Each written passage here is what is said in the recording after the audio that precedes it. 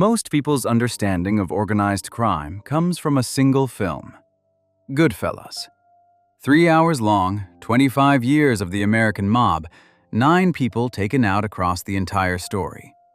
It feels like a lot until you look at what was happening in Sicily while that story was unfolding, where 9 was the kind of number that might not even make the evening news. Every organized crime film ever made draws from the same well: the suits, the restaurants, the codes, the betrayals. What they almost never do is show you the actual scale of what these organizations were capable of when the rules broke down. Not one man turning on his crew, not a turf dispute ending badly. The full machinery of coordinated mass violence, directed by men who had spent years preparing for exactly this. 10 conflicts, 3 continents, 130 years. The research behind what you are about to hear comes entirely from court records, law enforcement documentation, and testimony given under oath by the people who were inside these events. Section 1. The Castellammarese War. New York City, 1930. Prohibition was still running. Bootlegging was making fortunes for anyone bold enough to move product across state lines. And 2 men were about to turn the American underworld into a war zone over a question that sounds almost boring on the surface. Who is in charge? The 2 sides were led by Joe Masseria and Salvatore Maranzano. Both were Sicilian-born bosses who had built serious criminal operations in New York throughout the 1920s. Masseria had come up through the streets of Lower Manhattan and controlled the most profitable underworld rackets in the city. Maranzano came from Castellammarese del Golfo, a small coastal town in Sicily, and arrived in America with one goal: build something bigger than what Masseria had, and then take what Masseria already owned. The conflict between them had been building for years before the first man went down. Masseria was powerful, but aggressive in a way that made his own allies uneasy. He demanded tributes from other gangs, pushed rivals out of their territories, and made enemies faster than he made friends. His reach extended across the country, but his approach, dominate everything, tolerate nothing, was creating a problem that money alone could not fix. Maranzano, on the surface, looked like the same type: old world values, old world methods. But he had something Masseria lacked: a loyal network of Sicilian-born gangsters across New York and Buffalo who shared his regional background and deeply resented Masseria's stranglehold on the city. They were known as the Castellammarese faction. They were ready for someone to lead them. The conflict officially began on February 26, 1930, when Masseria ordered the removal of Gaetano Reina, one of his own lieutenants who had quietly switched his loyalty to Maranzano. That single decision triggered a chain of events that would not stop for over a year. Throughout 1930, both sides moved against each other across New York. Masseria's enforcer, Giuseppe Morello, was taken out in his East Harlem office in August. 2 of Masseria's top men, Al Mineo and Steve Farigno, were removed on November 5th. Each hit was answered with another. The city became a tracking operation, with men from both factions moving through the streets looking for openings. But underneath the visible conflict, something else was developing. Not everyone in Masseria's own camp wanted him to win. A group of younger American-raised men, Charles Luciano, Vito Genovese, Frank Costello, Joe Adonis, had grown up watching the old Sicilian bosses run things with absolute authority and a closed mind toward anyone outside their circle. These men were different. They worked with non-Italians when it made business sense. They thought in terms of profit, not tradition. And they looked at this war and saw exactly what it was: a drain on money, a spotlight from law enforcement, and a problem that could be solved. Just not the way either boss was trying to solve it. Luciano, in particular, had a plan. It involved betraying his own boss. By early 1931, the war had shifted heavily against Masseria. Defections were mounting, his position was weakening by the month. Luciano quietly opened a line of communication with Maranzano and made a deal. Luciano would arrange for Masseria to be removed, and in return, Luciano would take control of Masseria's operation and serve as Maranzano's second-in-command. On April 15, 1931, Luciano invited Masseria to lunch at the Nuova Villa Tamaro restaurant on Coney Island. They ate, they played cards. At some point during the meal, Luciano excused himself to use the bathroom. Moments later, 4 men entered the restaurant and did what they came to do. Masseria, the self-styled boss of all bosses, went down at the card table. The Castellammarese War was over. Maranzano had won. He immediately declared himself capo di tutti capi, boss of all bosses, and restructured New York's entire criminal landscape into 5 distinct families, each with a clear chain of command. The system he laid out, a boss, an underboss, captains, and soldiers below them, became the architecture of the American Mafia as it still exists today. He called a meeting, laid down the rules, and expected everyone to fall in line behind him. He lasted 5 months. Luciano had no intention of serving anyone for long. Maranzano, it turned out, was as hungry for control as the men he had replaced. He repositioned rackets in his own favor, demanded tributes, and, critically, placed a contract on Luciano and Genovese, correctly identifying them as the next threat to his position. Luciano found out. He moved first. On September 10, 1931, 4 men entered Maranzano's office on the 9th floor of 230 Park Avenue in Manhattan, posing as government agents conducting a raid. They disarmed his guards. Then they took Maranzano out, in his own office, in the middle of the day. The building still stands. It is now known as the Helmsley Building. What followed across the next 48 hours became known as the Night of the Sicilian Vespers. In New York, in Buffalo, in Chicago, in Philadelphia, the remaining old guard bosses aligned with Maranzano's vision were systematically removed. Some bodies turned up over the following days. Others were never found. Luciano came out of all of it as the most powerful criminal figure in the country. Rather than crown himself boss of all bosses, a title that had, twice over, proven to be a target, he created the Commission, a governing board made up of the heads of the most powerful families across the country. Power shared. Conflict settled at a table, not on the street. The structure he built in 1931 is still the basic structure of the American Mafia today. Luciano did not pick a side and fight his way to the top. He let 2 bosses drain each other, removed them both in sequence, and then built the system designed to make sure nothing like the Castellammarese War could happen again.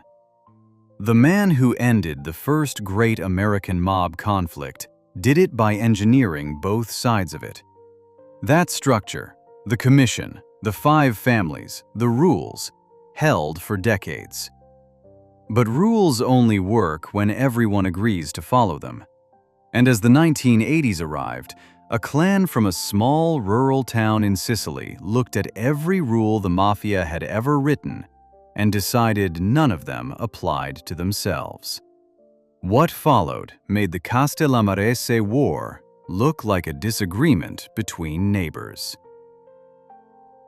Section 2. The Second Sicilian Mafia War, the Matanza. The commission that Lucky Luciano built in 1931 was designed to prevent exactly what happened in Sicily 50 years later. A set of rules, a governing body, a process for settling disputes without bodies piling up in the streets. For decades, it mostly worked. Not perfectly, but well enough to keep the peace between the most powerful criminal organizations in the Western world. Then came Corleone. Not the fictional version, the actual town. A small rural farming community in the interior of Sicily, about 60 kilometers south of Palermo. The Corleonesi, the mafia family that took its name from that town, had been a minor player in Sicilian organized crime for years. The powerful families were in Palermo. They ran the port, the construction industry, the heroin trade. The Corleonesi were from the countryside. Palermo's bosses looked down on them openly, calling them I vidani, the peasants. Muddy feet, not worth serious concern. That contempt would cost every single one of them everything. The Corleoneses' rise began with Luciano Leggio, a boss whose brutality, even by Sicilian mafia standards, was considered extreme. When Leggio was imprisoned in 1974, control passed to his deputy, a soft-spoken, barely educated man named Salvatore Riina, who had been living as a fugitive for years. Riina had no public profile, no legitimate business front, no mansion. He moved quietly, met rarely, and trusted almost no one. While Palermo's bosses attended public functions and built reputations as men of standing in their communities, Riina was essentially invisible. He spent that invisibility building something. Throughout the late 1970s, Riina and his underboss, Bernardo Provenzano, quietly recruited allies inside other Sicilian mafia families. They did not announce these alliances. Members of powerful Palermo clans, men who attended commission meetings alongside the families Riina intended to destroy, were secretly aligned with him.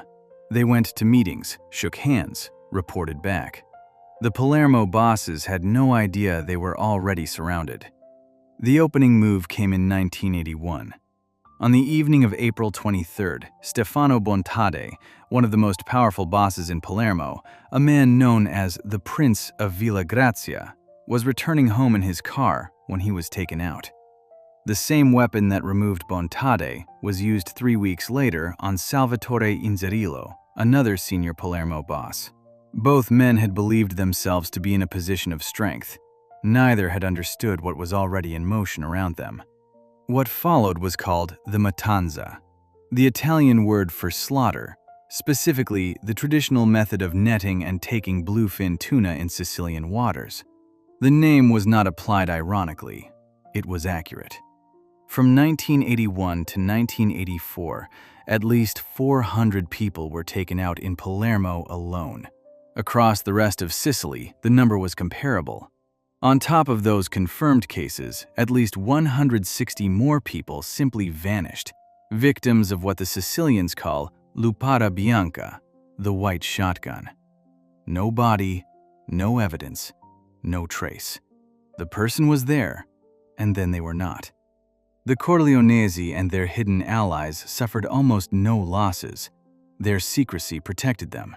Their enemies, accustomed to a mafia that operated through negotiation and commission approval, were not equipped for what was being done to them. By the time the scale of the campaign became clear, the losing side had already lost. The violence did not stay internal. Riina made a decision that broke every rule the Sicilian mafia had ever operated under. He went directly after the Italian state. Judges, prosecutors, senior law enforcement officers, politicians. Anyone building a serious case against Cosa Nostra became a target. Between 1979 and 1983, roughly 15 law enforcement and judicial figures were systematically removed. A regional president, a Communist Party leader, senior carabinieri captains, anti-mafia investigators. The press began referring to these victims as the cadaveri eccellenti, the excellent corpses. The most audacious single act came in September 1982. General Carlo Alberto Dalla Chiesa was the Italian government's own high commissioner against the mafia. The state had sent its most capable officer to deal with what was happening in Sicily. He was taken out, along with his wife, less than 5 months after arriving in Palermo. The Mafia had eliminated the man Rome sent to stop it. On November 30th of that same year, 12 people connected to rival factions were taken out across Palermo in 12 separate incidents in a single day. The death squad responsible for much of this activity was led by Giuseppe Greco, a man who, according to testimony later given by informants, personally carried out over 80 eliminations on Rina's behalf. The war broke the Mafia's code of silence from the inside. Men who had lost brothers, sons, and nephews to the Corleonesi began talking. Tommaso Buscetta, a senior Palermo figure who had fled to Brazil, lost 2 sons, a brother, a son-in-law, a brother-in-law, and 4 nephews to the Corleonesi during the conflict. When he was arrested and extradited to Italy in 1984, he made a decision that no major Sicilian mafia figure had ever made before. He asked to speak to the anti-mafia judge, Giovanni Falcone, and he told him everything. Buscetta's testimony formed the foundation of the Maxi trial, held in a purpose-built bunker courthouse in Palermo beginning in 1986. 475 people were tried. 338 were convicted. Italy's Supreme Court confirmed those convictions in 1992. It remains the largest criminal trial in recorded history. Rina himself was not arrested until January 1993, when he was found living quietly in a Palermo apartment. He had been a fugitive for 30 years. He was convicted of hundreds of crimes and died in prison in 2017, serving 26 life sentences. Before we move on, if you're enjoying this analysis, please consider subscribing. It helps the channel tremendously. The Matanza reshaped the entire Sicilian Mafia and triggered a state response that the organization has never fully recovered from. But while Rina was operating in Sicily, an ocean away, the American families were running wars of their own, quieter in scale but no less vicious in method, and in one case, fought entirely over who was owed what. Section 3. The Gallo-Profaci War. Brooklyn, 1960. No foreign faction, no rival family moving in on territory, no outside threat of any kind. This war started entirely from within, over money that was already being made, split in a way that certain men had decided was no longer acceptable. Joe Profaci had run his family since 1928. He was one of the original 5 family bosses that Lucky Luciano set up after the Castellammarese War, and in the decades since, he had built himself into a wealthy man. His legitimate front was olive oil and tomato paste importing, which earned him the nickname the Olive Oil King. His actual wealth came from the full range of underworld operations across Brooklyn: numbers, loan sharking, gambling, and more. He lived on a 328-acre estate on Long Island with a hunting lodge on the property. By any measure, he had done well. His soldiers had not done as well, and they knew it. Profaci ran his family with a level of financial control that his own men found suffocating. Every soldier in the family was required to pay him a monthly tribute of $25. Not a percentage of earnings, not a cut of specific rackets, but a flat fee simply for the privilege of being in his family. On top of that, when Profaci ordered someone removed, he expected his men to carry it out and hand over whatever rackets that person had been running. The reward, if any, was at his discretion. Frank Abatamarco ran a numbers operation out of Red Hook that brought in nearly $2.5 million a year, roughly $7,000 a day. He began refusing to pay Profaci his tribute. The debt accumulated. When it reached $50,000, Profaci's patience ran out. He went to the Gallo brothers, Larry, Albert, and Joey, and offered them a deal. Remove Abatamarco, and his numbers operation passes to you. The Gallos accepted. Abatamarco was removed in November 1959. Profaci did not hand over the operation. He kept the numbers business for himself, gave the gallows nothing, and apparently expected that to be the end of it. It was not. Joey Gallo, the youngest and most volatile of the three brothers, had a reputation for being genuinely unpredictable, the kind of man who unsettled people even within an industry built on intimidation. He was not going to absorb this quietly. By early 1961, the gallows had decided that talking would not resolve anything. On February 27th, they took 4 of Profaci's most senior men off the street simultaneously. Underboss Joseph Magliocco, Profaci's own brother Frank, Captain Salvatore Musacchia, and soldier John Simoni were all taken and held. Profaci himself got warning and fled to Florida. The gallows made their demands clear: a fairer arrangement, control of the Abate Marco operation they had been promised, a restructuring of how money moved through the family. Profaci sent his consiglieri to negotiate. After several weeks of back and forth, a deal was reached and all 4 men were released without being harmed. Profaci had no intention of keeping his word. 6 months passed. The gallows waited for the arrangement to be honored. It was not. Then, on August 20th, 1961, Profaci made his response. He sent men after Larry Gallo and after a Gallo loyalist named Joseph Gioielli. Gioielli was approached by men he knew, invited to go out on a fishing trip, and did not return. Larry Gallo was lured to a bar called the Sahara Club in East Flatbush, where Carmine Persico and another man put a rope around his neck and began strangling him. A police officer walked through the door mid-attack. Both men released Gallo and walked out. The officer initially had no idea what he had just interrupted. Persico had, until that point, been considered an ally of the Gallo brothers. He had sided with Profaci. From that day forward, the gallows had a name for him: the Snake.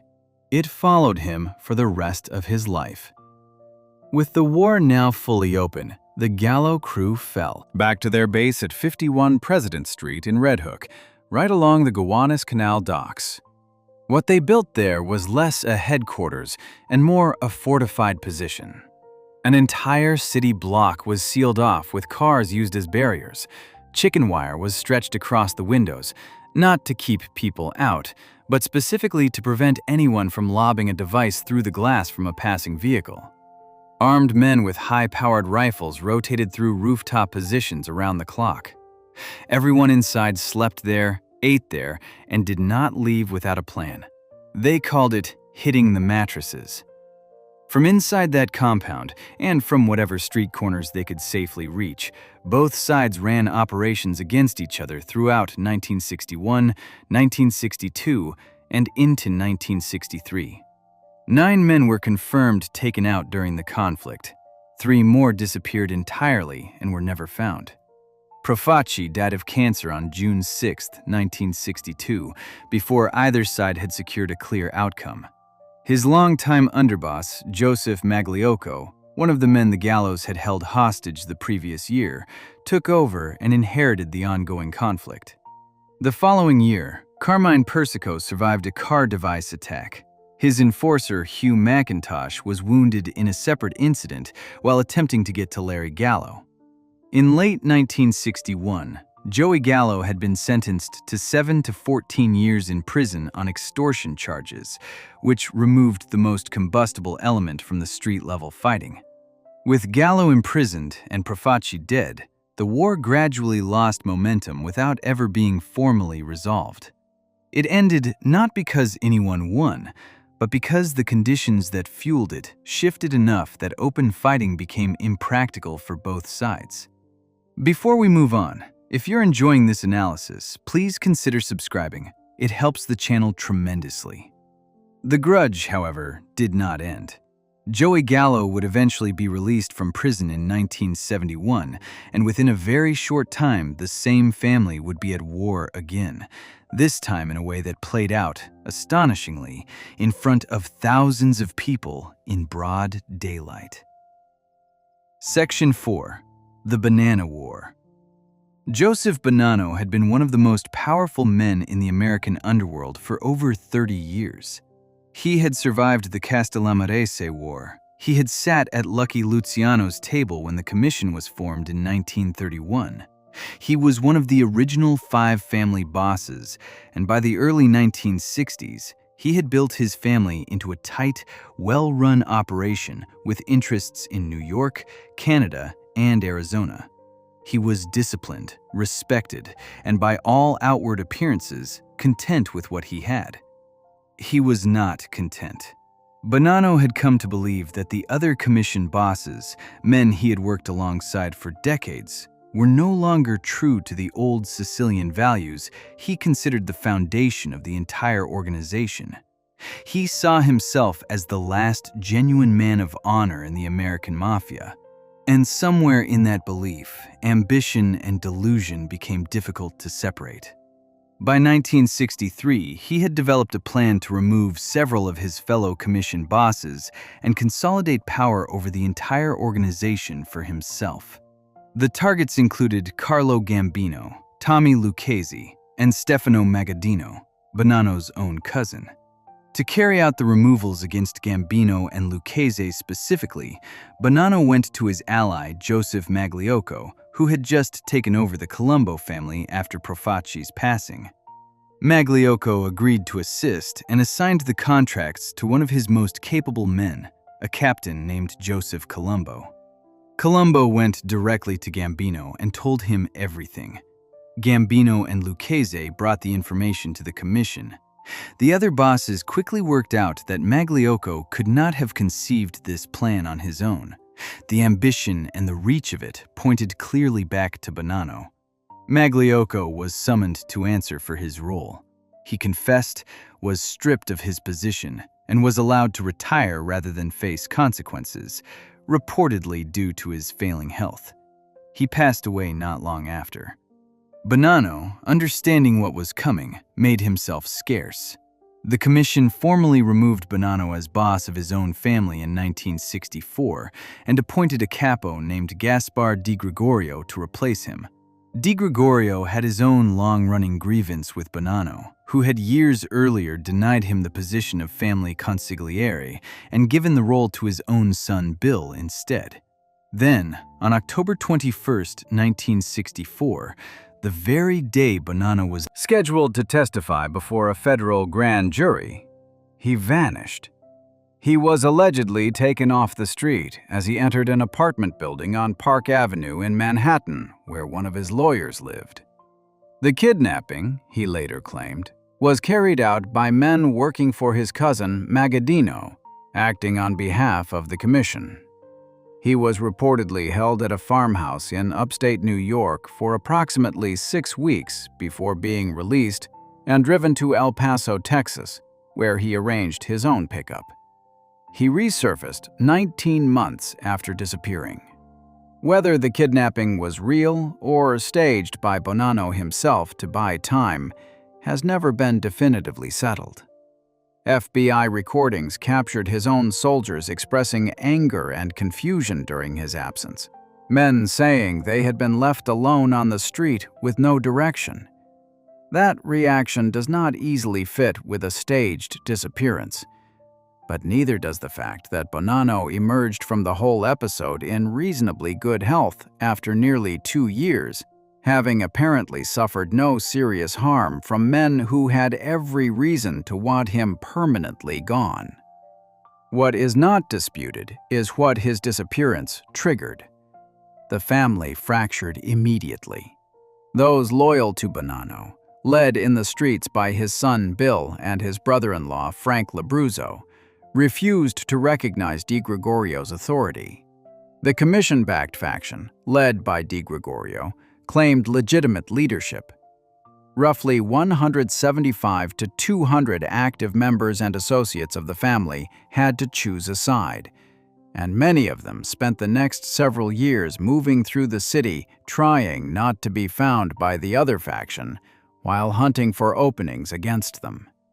For the better part of 3 years, the streets of New York had 2 versions of the same family operating simultaneously, each treating the other as the enemy.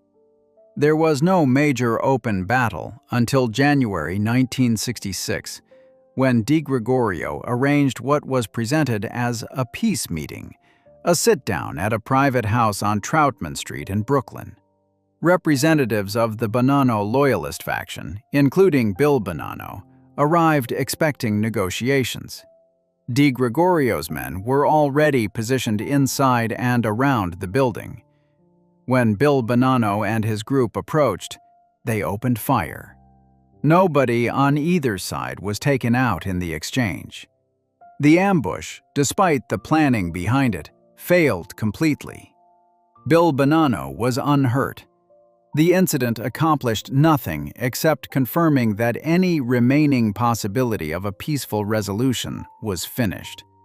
Di Gregorio was replaced by the commission shortly after, seen as ineffective, and Paul Sciacca was put in his place. The fighting continued. 3 of Sciacca's men were taken out by machine gun fire inside a restaurant in Queens. Each side lost additional men over the following months, with the final count across the entire conflict reaching approximately 13 people. In 1968, Joe Bonanno suffered a serious heart attack and informed the commission that he was stepping down for good. He moved to Arizona. The commission, having spent 4 years trying to manage the fallout from his scheming, accepted the retirement with a degree of relief and allowed the family to stabilize under new leadership. Bonanno lived in Tucson for the rest of his life. In 1983, he published a memoir in which he described himself as a man of honor who had always acted according to a code. Federal prosecutors later used portions of the book in legal proceedings against him. He passed away in 2002 at the age of 97, outliving almost everyone who had ever crossed him, opposed him, or cleaned up after him. Before we move on, if you're enjoying this analysis, please consider subscribing. It helps the channel tremendously. The Banana War burned out eventually, but what was building in Philadelphia at almost the same time did not burn out. It simply consumed everything it touched, including the men who lit it. Section 5. The Philadelphia Mob Wars. For 21 years, the Philadelphia family had been one of the quietest in the country. That was entirely due to one man, Angelo Bruno, who took over as boss in 1959 and ran the organization with a deliberate calmness that earned him the nickname the Docile Don. Bruno was not soft. He was strategic. He understood that visibility was a liability, that unnecessary conflict attracted law enforcement, and that a criminal organization running smoothly in the background made far more money than one constantly at war with itself or with rivals. Under Bruno, Philadelphia prospered. On March 21, 1980, Bruno was sitting in a car outside his home on Snyder Avenue in South Philadelphia when a single shot from a shotgun ended his life. He was 69 years old. The man behind the removal was Antonio Caponigro, Bruno's own consigliere. Caponigro believed that with Bruno gone, he could step into the top position. He had not asked the commission for approval before acting, a rule that had existed since Lucky Luciano established it nearly 50 years earlier. No boss of a family could be removed without the commission's sanction. Caponigro had simply decided the rule did not apply to him. Weeks later, Caponigro's body was found in the trunk of a car in New York. He had been shot multiple times. $300 in cash had been stuffed into his mouth, and his body. A deliberate message about greed, placed there by the men who handled the commission's response to his unauthorized move. His brother-in-law, Alfred Salerno, was found the same way, the same day. The commission installed Philip Testa as Bruno's replacement. Testa chose Nicodemo Scarfo, a compact, volatile man who had spent years running operations in Atlantic City, as his consigliere. Less than a year later, on March 15, 1981, a nail bomb planted beneath the front porch of Testa's home detonated as he returned late at night, taking his life. The device had been constructed by Testa's own underboss, Peter Casella, working with a captain named Frank Narducci. Casella fled to Florida. Narducci was later taken out. 3 bosses in under 12 months. Scarfo moved into the top position. What followed over the next 8 years was described by law enforcement and by the family's own members as the most sustained period of internal bloodshed any American organized crime family had ever produced. Scarfo operated on the principle that loyalty was everything, and that any doubt about a man's loyalty was sufficient reason to remove him. This was not a principle applied selectively. It was applied constantly, to soldiers, to captains, and eventually to men who had served him faithfully for years. Between 1981 and 1989, Scarfo's organization was connected to more than 25 confirmed acts of fatal violence. Federal investigators put broader estimates higher. The family averaged roughly 6 gang-related fatalities per year during the early part of the decade, a figure that shocked even experienced law enforcement in the city. The first major internal conflict of Scarfo's reign was the Ricobene War, which ran from 1982 to 1984. Harry Ricobene was an older member of the family who refused to accept Scarfo's authority. Scarfo assembled lists of targets connected to Ricobene and began working through them. Ricobene's faction responded in kind. Shootings took place on the streets of South Philadelphia, some in the middle of the day, in full view of the public. A Scarfo hitman shot Ricobene himself, but Ricobene survived the attack. The war ground on until Ricobene was eventually imprisoned and his faction was broken apart. With the Ricobene conflict settled, Scarfo turned on people within his own inner circle. Salvatore Testa had been one of Scarfo's most reliable and capable men. He was the son of Philip Testa, the boss whose removal had opened the door for Scarfo in the first place, and he had personally carried out multiple acts of violence on Scarfo's behalf throughout the early 1980s. He was respected across the family in a way that very few men were. That respect was precisely the problem. Scarfo had come to believe that Testa was becoming too prominent, too popular, that his standing in the organization was beginning to rival Scarfo's own. There was also a personal element. Testa had broken off an engagement to the daughter of Scarfo's underboss, Salvatore Merlino, and Merlino wanted satisfaction. Scarfo gave him permission. On September 14, 1984, Testa was lured into an ambush by his closest friend, a man who had been instructed to set him up, and complied. His body was found the same day, bound with rope and wrapped in a blanket on a roadside in Gloucester Township, New Jersey. 2 gunshot wounds to the back of the head. He was 28 years old. The Testa removal changed the internal atmosphere of the entire family. If a man like Salvatore Testa, loyal, effective, the son of a former boss, could be taken out on a personal grievance, then nobody was safe.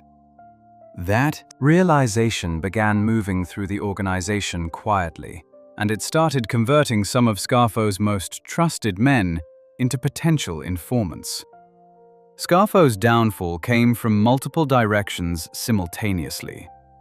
In 1985, he attempted to extort $1 million from a major commercial developer named Willard Rouse.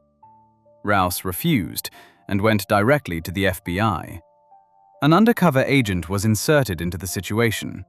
The resulting case gave federal investigators exactly the kind of documented evidence they needed. Scarfo's own soldier, Nicholas Caramandi, facing serious charges, became a cooperating witness and began providing detailed testimony about years of the family's activity. In 1988, Scarfo was convicted on racketeering charges and sentenced to 14 years. In 1989, he was convicted again, this time for the 1985 taking out of bookmaker Frank D'Alfonso, and received a life sentence on top of the existing term. He became the first mob boss in American history to be personally convicted of carrying out a fatal act. His nephew, Philip Leonetti, who had served as his underboss and stood at his side for 25 years, became a government witness in 1989 to avoid a 45-year sentence and provided testimony that damaged what remained of the family. Scarfo passed away in a federal medical facility in January 2017. The Philadelphia family never recovered the position it held before 1980. Philadelphia's wars were brutal and self-contained, a family destroying itself from the inside over a decade. But across the Atlantic, a conflict was building in the streets of Naples that operated on an entirely different scale of public violence, one that would pull in innocent people and shock an entire country. Section 6. The Scampia Feud. Naples, Italy, northern suburbs. An area of concrete tower blocks built in the 1960s and 1970s as public housing, now known internationally under one name: Scampia. The towers were enormous structures, with open walkways and connecting bridges that made them almost impossible for outside law enforcement to move through effectively. Residents called them the vele, the sails. For decades they were, among other things, the physical infrastructure of the largest open-air narcotics market in Europe. The organization that controlled Scampia was the Di Lauro clan, led by Paolo Di Lauro, known in the neighborhood as Ciruzzo the Millionaire. Di Lauro had built a distribution network across the northern suburbs of Naples that operated with the discipline and structure of a legitimate business. Suppliers brought product in from South America through Spain. Street-level distributors, known locally as the Spaniards because of those constant trips, moved it through fixed points across Scampia and the surrounding neighborhoods of Secondigliano, Miano, and Piscinola. At its height, the organization was bringing in more than 500,000 euros per day from narcotics alone. That figure comes from Italian law enforcement estimates, not speculation. Di Lauro managed this empire through a system of controlled autonomy. Local bosses had operational independence within their own zones, but the overall structure, supply chain, pricing, territory, remained under Di Lauro's oversight. As long as everyone respected the framework, the money moved and the peace held. The framework broke in 2004. Italian authorities had been building cases against the Di Lauro organization throughout the early 2000s. A major operation in 2002 resulted in the imprisonment of several senior figures. Di Lauro himself remained free, but his son, Cosimo, who had taken on significant operational responsibilities, was arrested. The arrests disrupted the internal hierarchy and created a power vacuum that certain senior members decided to fill for themselves. Raffaele Amato, a senior figure who had been one of Di Lauro's most trusted allies, led the breakaway faction. He and his associates, later referred to as the Scissionisti, the secessionists, had their own established connections to narcotic suppliers in Spain, independent of the Di Lauro network. They had decided that those connections, combined with the disruption caused by the arrests, gave them enough leverage to operate independently. They began taking over distribution points across Scampia without authorization. Di Lauro's son, Cosimo, even from inside custody, moved to reassert control. On October 28, 2004, two men closely associated with Cosimo, Fulvio Montanino and Claudio Salerno, were shot and fatally wounded by the secessionist faction. The feud had its first confirmed casualties. 3 days later, at the funeral of Montanino and Salerno, police arrested two men in the crowd who were carrying concealed automatic weapons. They had come to open fire on the funeral procession. The attack did not happen, only because law enforcement happened to be present in sufficient numbers to intercept them before it began. From that point, the conflict escalated with a speed and ferocity that overwhelmed the local authorities and shocked the country. Gunmen on motorbikes moved through residential streets, targeting members of the opposing faction wherever they could be found. Automatic weapons were used openly. In the first month and a half of fighting, at least 28 people were fatally wounded. 5 people were taken out in a single weekend ambush. The violence spread from Scampia and Secondigliano into neighboring districts, as both factions pulled in allied clans from across the northern suburbs. The Italian government deployed hundreds of additional law enforcement officers to the area. They made arrests. The fighting continued anyway. On November 21, 2004, a 21-year-old woman named Gelsomina Verde was abducted. Verde had no involvement in the conflict. She had previously had a relationship with a secessionist member named Gennaro Notturno, from which she had separated weeks earlier. Members of the Di Lauro faction took her in an attempt to extract information about Notturno's location. She could not or would not provide it. She was shot 3 times in the neck. Her body was placed in a car that was then set on fire. Her remains were discovered shortly afterward. Verde's case produced a level of public reaction across Italy that was different from the response to the other casualties. She was young, entirely uninvolved, and had simply once known the wrong person.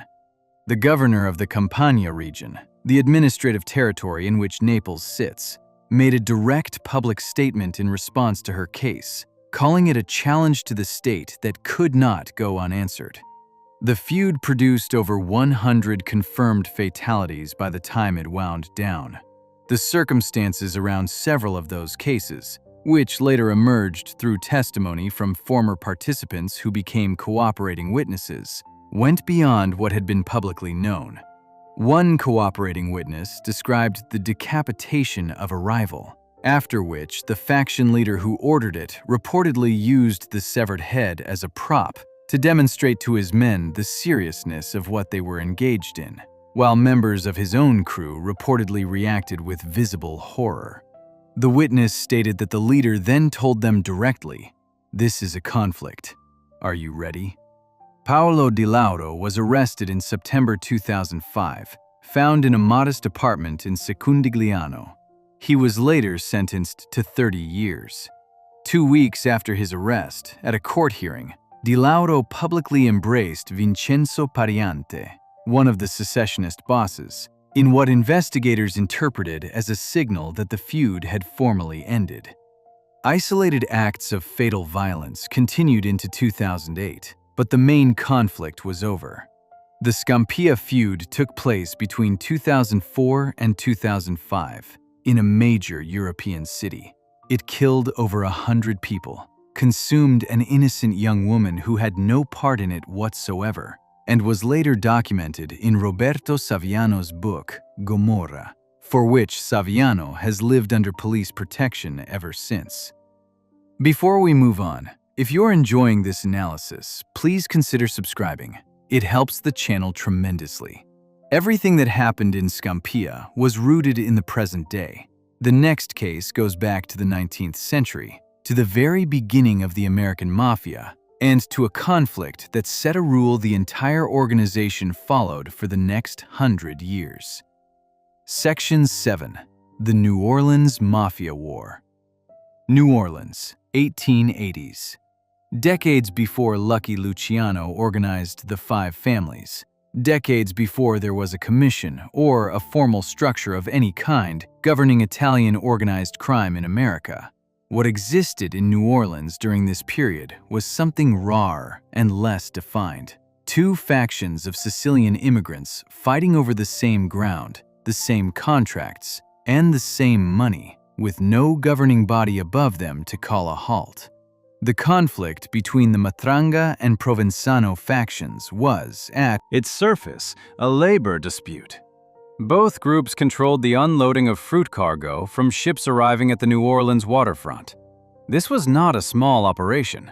New Orleans in the late 19th century was one of the busiest ports in the country, and the contracts to provide dock workers for incoming vessels were worth serious money. The Provenzanos had held those contracts for years.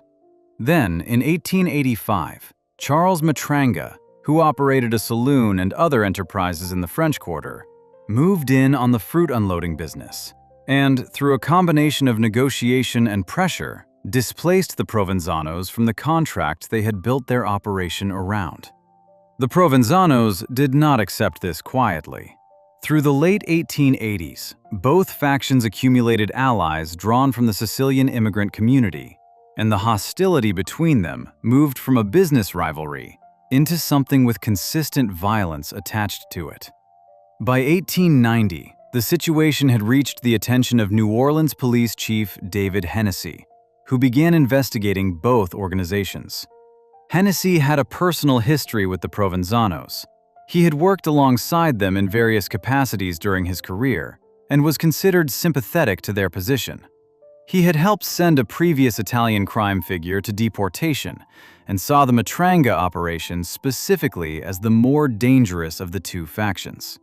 In May 1890, a group of Matranga workers were ambushed at night on Esplanade Street while traveling home from the docks. Tony Matranga, Charles's brother, was among the wounded and lost a leg in the attack. The Provenzanos were charged. 6 of them were convicted. Hennessy disagreed with the outcome, believed perjury had contaminated the trial, and was openly working to assist their appeal. A new trial was scheduled for late October 1890.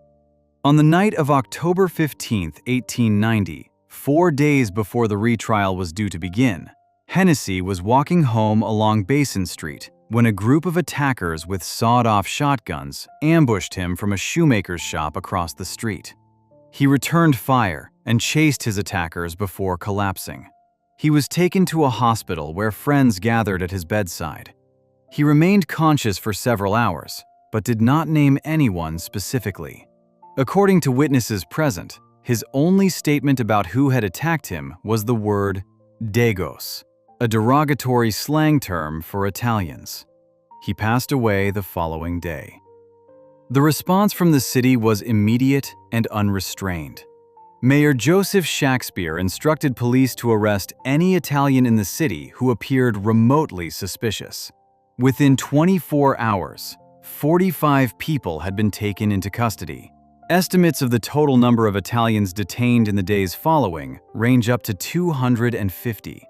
Most were released without charge. 19 men were ultimately indicted, including Charles Matranga himself, for either carrying out or organizing the attack on Hennessy. The trial began in February 1891 and concluded in March. Of the 9 defendants tried in the first group, 6 were acquitted outright. The jury could not reach a verdict on the remaining 3.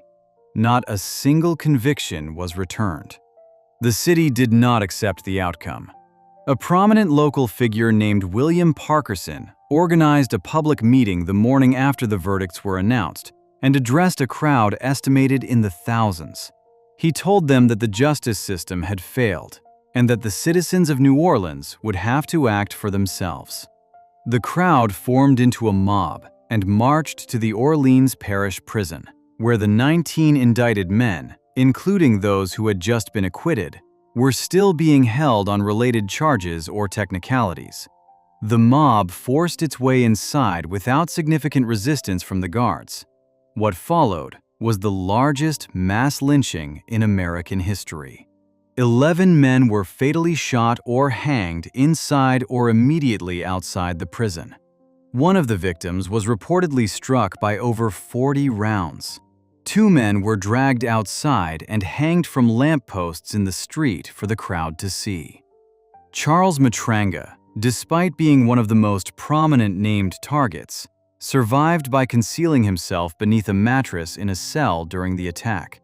8 other prisoners also escaped the mob by hiding. When the crowd dispersed, Matranga emerged and within a short period resumed his position at the head of the New Orleans operation. The Provenzano faction, having watched 11 of Matranga's associates taken from the prison and publicly destroyed by a crowd their own complaints had partly inflamed, lost whatever remaining influence they had in the city and faded out entirely over the following years. The acquittals and the subsequent mob response became an international incident. Italy recalled its ambassador to the United States in protest. Diplomatic negotiations over the following months resulted in the American government eventually paying an indemnity to the families of the 3 victims who held Italian citizenship. The identity of Hennessy's actual attackers was never legally established. No one was ever convicted for it. What the New Orleans conflict produced, beyond its immediate carnage, was a rule.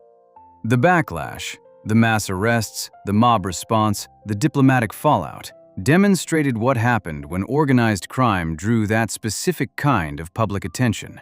The American Mafia took the lessons seriously. From that point forward, law enforcement figures were not to be targeted. The rule held, with rare exceptions, for the better part of a century. That rule, along with nearly every other principle the American Mafia had built itself around, would be directly tested in New York just a few years after the Sicilian Matanza, when a single act of public violence at a civil rights rally turned a simmering family conflict into open warfare on the streets of Manhattan. Section 8. The Second Colombo War. Joey Gallo walked out of prison in the spring of 1971 after serving approximately 10 years on extortion charges. He was 42 years old, and he had spent a decade inside thinking about how things had been left. The Gallo-Profaci conflict of the early 1960s had never been formally resolved. The men who had tried to strangle his brother in a Brooklyn bar were still operating, and the family he had gone to war against had since changed names. It was now the Colombo family, run by Joseph Colombo, a man who had been one of the hostages the Gallos held back in 1961, and who had been handed the leadership of the family specifically because he betrayed the previous boss's plot to the commission. None of that history had gone away simply because Gallo had been in prison for it. Joseph Colombo had spent the years of Gallo's incarceration building something unusual for a sitting mob boss, a public profile. In 1970, he founded the Italian-American Civil Rights League, an organization that staged demonstrations outside the FBI's New York offices and argued that law enforcement was unfairly targeting Italian Americans through its pursuit of organized crime investigations. The League held its first major public rally in June 1970 at Columbus Circle in Manhattan, drawing an estimated crowd of around 50,000 people. It was a remarkable thing for a man of his position to have organized. A mob boss standing at the center of a public civil liberties movement, arguing that the concept of the mafia was essentially a slander against an entire ethnic community. The second Italian Unity Day rally was scheduled for June 28, 1971, at the same location. Shortly after Gallo's release, Colombo arranged a meeting and offered him $1,000 as a gesture toward reconciliation. Gallo refused it and reportedly demanded $100,000. The number itself was almost certainly not the point. Gallo was not looking for a payoff. He was establishing, from his first week out, that he did not consider the old grievances settled and that he would not be managed quietly. The Second Colombo War effectively started at that meeting. On June 28, 1971, Joseph Colombo arrived at Columbus Circle for the second Italian Unity Day rally. The crowd was large. Colombo was visible, accessible, at the center of an event he had built around his own public persona. A man named Jerome Johnson approached him in the crowd, produced a handgun, and shot Colombo 3 times at close range. Johnson was shot and fatally wounded immediately by one of Colombo's bodyguards and died at the scene. Colombo did not pass away from his wounds that day. He was taken to hospital in a critical condition, remained in a coma, and never returned to any meaningful level of consciousness.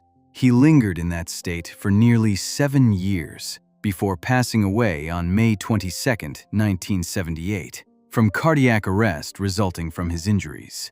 For the purposes of the family and the conflict, however, his effective leadership ended the moment Johnson's shots landed in June 1971.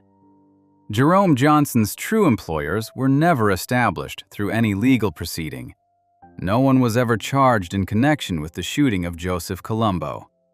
What was widely believed within the family, and has been reported extensively in the decades since, was that Gallo's connections and his known hostility toward Colombo made him the most logical source of the contract. Gallo himself publicly denied any involvement. He attended a public vigil for Colombo after the shooting, a move that struck many observers as either genuinely provocative or a calculated display of innocence, depending on their reading of him. One detail about Jerome Johnson has been noted repeatedly in accounts of this period. Gallo, during his 10 years in prison, had deliberately cultivated relationships with African-American organized crime figures, an unusual step for a member of the Italian-American Mafia, which maintained strict ethnic boundaries around its formal membership. Gallo emerged from prison with genuine alliances that crossed those lines. Johnson was African-American. The connection has never been legally proven, but it has never been satisfactorily explained away either.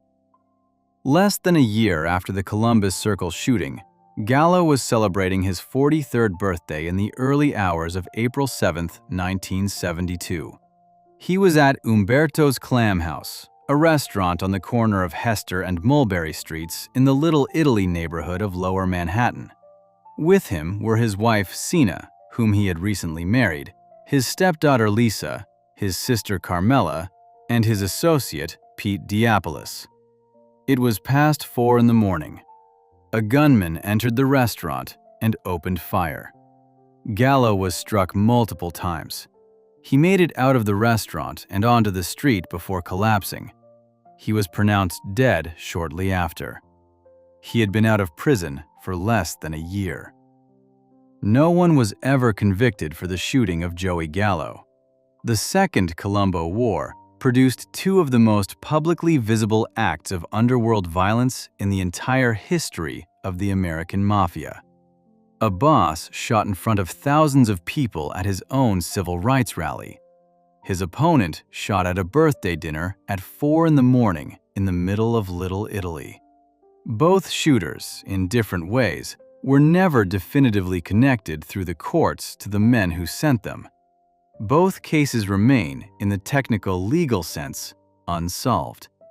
What the war demonstrated was something the families already knew, but rarely had demonstrated so plainly in public: that the rules about where violence could happen and when were ultimately only as strong as the discipline of the men choosing to ignore them.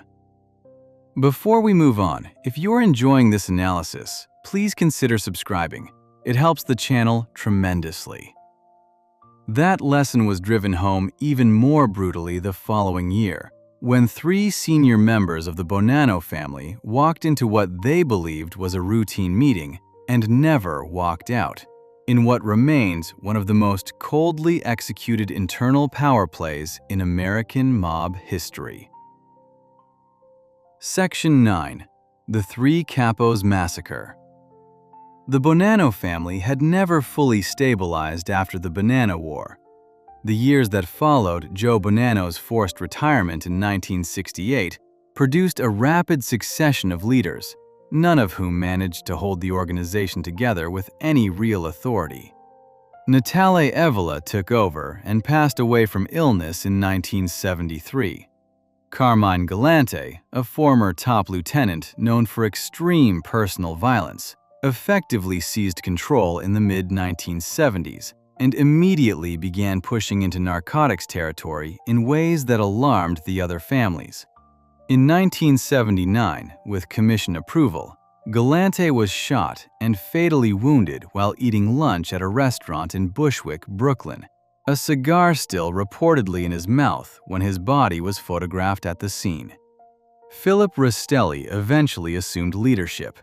What he inherited was a family divided into competing factions with no settled loyalty to any single leader, actively being eaten away from the inside by an FBI undercover operation that none of them knew was running. That operation had begun in 1976, when an FBI agent named Joseph Pistone was inserted into the New York underworld under the assumed name Donnie Brasco. Working without any established cover story beyond his own ability to sustain a false identity over years, Pistone built relationships inside the Bonanno family by presenting himself as a jewel thief with the right connections and the right temperament. He moved steadily through the associate level and toward formal membership over the course of nearly 6 years. The men around him trusted him. The evidence he gathered during that period ultimately contributed to more than 100 convictions. In 1981, 3 of his closest contacts were about to carry out one of the most significant internal power moves in Bonanno family history, and Pistone, embedded as he was in their operation, was closer to it than federal law enforcement had ever been to an event of this kind while it was happening. The Bonanno family in 1981 was split between 2 broad factions. On one side was the Rastelli leadership and the crews aligned with it. On the other were 3 senior captains, Philip Giacone, Dominic Trinchera, and Alphonse Indelicato, who opposed Rastelli's position and had been maneuvering against it. The 3 men commanded their own crews, had their own loyalties within the family, and represented a genuine threat to Rastelli's ability to run the organization. All 3 were experienced, capable, and not the kind of men who could be managed through conversation. On May 5, 1981, all 3 were invited to a meeting. The invitation came through channels they trusted, framed as a legitimate sit-down to address the internal tensions that had been building within the family.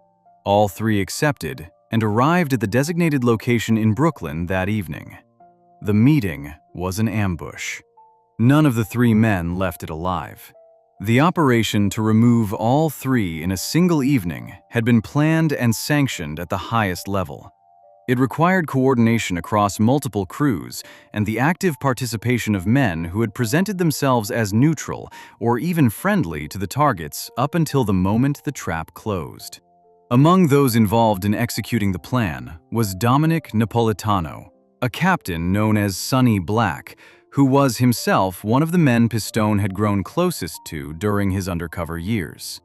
Benjamin Ruggiero, known as Lefty Guns, another figure central to Pistone's infiltration of the family, was also connected to the events of that evening.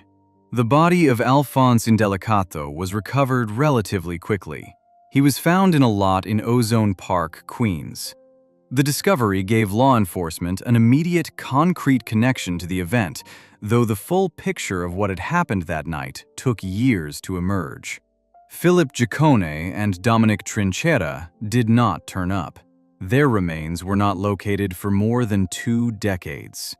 The men who carried out the removals and disposed of the bodies did so with enough care that neither set of remains surfaced through any investigation during the 1980s or 1990s. They were found in 2004, buried in Queens, after Joseph Massino, who by that point had become the boss of the Bonanno family and was facing federal charges that carried potential capital punishment, made the decision to cooperate with the government. Massino was the first sitting boss of one of New York's 5 families to become a government witness. As part of his cooperation, he directed investigators to the burial sites of Giacone and Trinchera, more than 23 years after they had been placed there. The triple removal of May 5, 1981, effectively ended the internal opposition to Rastelli's leadership and consolidated the family's command structure under a single authority. It was precise, it was sanctioned, and it worked, at least in terms of the immediate objective. The longer-term damage to the family came from a different direction entirely. When Pistone's undercover operation concluded in 1981, the evidence he had accumulated began working its way through the federal court system. The convictions that followed, combined with the ongoing RICO prosecutions targeting all 5 families through the mid-1980s, hit the Bonanos harder than almost any other organization. They lost their seat on the commission as punishment for having allowed an FBI agent to penetrate their ranks undetected for 6 years. The 3 capos who died on May 5, 1981, were experienced senior members of one of the most established criminal organizations in the country. They walked into a room they had been specifically invited to enter and did not walk out. Their bodies were hidden successfully for longer than some of the men involved in hiding them remained alive. That kind of internal surgical removal, clean, commission-sanctioned, carried out in private, represents one end of the spectrum of mob conflict. What happened in the Colombo family between 1991 and 1993 was the opposite. A war fought almost entirely in the open, between men who should have been on the same side, while the entire structure around them was collapsing under federal prosecution. Section 10. The Third Colombo War. By 1991, the Colombo family had already been through more internal conflict than any other American organized crime organization of the modern era. The Gallo-Profaci War of the early 1960s, the Second Colombo War and its 2 very public shootings in 1971 and 1972, decades of federal prosecution, RICO indictments, and the slow erosion that came from informants turning government witness throughout the 1980s. What the family needed, entering the final decade of the 20th century, was stability. What it got was its bloodiest war yet. Carmine Persico had been the boss of the Colombo family since 1973. His path to that position ran directly through the conflicts covered earlier in this video. He was the man who attempted to strangle Larry Gallo in the Sahara Club in 1961, earning the nickname The Snake, and he had spent the following 2 decades consolidating his hold over the family through a combination of patience, intelligence, and a willingness to remove anyone who threatened his position. As a criminal organizer, he was considered among the most capable of his generation by both his peers and the law enforcement agencies that spent years trying to bring him down. They eventually succeeded. In 1986, Persico was convicted on federal racketeering and extortion charges. The sentences stacked against him across multiple proceedings totaled 139 years. He was never leaving prison. He knew it. Everyone around him knew it. What Persico refused to accept was that imprisonment meant he had lost his authority over the family. From his federal cell, he continued to issue directives, manage disputes, and make decisions about the organization's direction. This was not unusual for mob bosses of his era. Several ran their families from custody with reasonable effectiveness. What made Persico's situation complicated was the question of succession. He wanted power to pass to his son Alphonse, known as Little Alley Boy, who was also serving a prison sentence at the time. With both father and son unavailable, Persico appointed Victor Orena as acting boss, a position explicitly framed as temporary, a caretaker role until the Persico line could reassert direct control. Orena had other ideas. By 1991, Orena had been running the family's street-level operations for several years. He had built relationships with captains and soldiers, managed the day-to-day business, and developed his own sense of the organization's direction. He petitioned the commission, or what remained of it, given that most of the other family bosses were also either imprisoned or under indictment by this point, for permission to be officially recognized as boss in his own right rather than as a placeholder for the Persico family. The request was denied. Persico, from prison, made clear that his position on succession had not changed. Orena decided to take what he had been refused. In the summer of 1991, Orena's faction attempted to have Persico loyalist Andrew Russo taken out. The attempt failed, but it made the conflict impossible to contain or negotiate away. The family split into two armed camps, Orena's faction and the Persico loyalists, and the shooting began in earnest through the second half of 1991 and into 1992. What made this war different from the previous Colombo conflicts was the context in which it was being fought.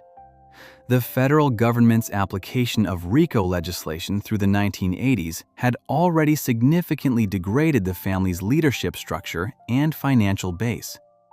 Men who might have served as experienced mediators or stabilizing forces were in prison or had become government witnesses. The commission itself, the body that had historically intervened in exactly these kinds of internal disputes and imposed resolutions, was effectively non-functional as a governing entity by this period. There was no authority above the conflict capable of calling a halt. Both factions operated under the constant pressure of ongoing federal surveillance. They were fighting each other while simultaneously trying to avoid generating the kind of evidence that would accelerate their own prosecutions. In practice, this proved impossible to manage. The war produced fresh crime scenes, fresh witnesses, and fresh material for federal investigators at a time when the Justice Department was already deeply embedded in the family's operations. 12 people were fatally shot over the course of the conflict. The dead came from both factions. Several of the incidents took place in public locations in Brooklyn, echoing the brazen street-level violence that had characterized the Scarfo years in Philadelphia a decade earlier. Law enforcement tracked the shootings in real time, building cases as the bodies accumulated. The war ended in 1993, not through any negotiated peace or commission intervention, but through federal prosecution removing the men driving it. Victor Orena was convicted on racketeering charges that included conspiracy to commit multiple acts of fatal violence. He was sentenced to 3 consecutive life terms plus 80 years. He has maintained his innocence in relation to the war-related charges throughout the decades since, and his legal team has pursued various avenues of appeal without success. The Persico faction was considered the technical victor, in the sense that their line retained nominal control of the family's leadership. It was a hollow outcome. The organization that emerged from the Third Colombo War was a fraction of what it had been at the start of Persico's tenure. The membership was depleted, the finances were disrupted, the leadership structure had been exposed and prosecuted extensively, and the family's ability to operate as a meaningful criminal enterprise in New York had been severely and permanently reduced. The Colombo family had now fought 3 internal wars in the space of 30 years. Each one left it weaker than the one before. The third left it barely functional. Carmine Persico, the man whose imprisonment had provided the trigger for the whole conflict, remained in federal custody for the rest of his life. He passed away in prison in March 2019 at the age of 85, having spent the final 33 years of his life incarcerated. 10 wars, 10 families, 10 different ways organized crime turns on itself. What connects all of them is simpler than any of the specific details, and it points towards something about this entire world that the films and the television series rarely say plainly. If you enjoyed this breakdown, make sure to subscribe. Thanks for watching, and I'll see you in the next one.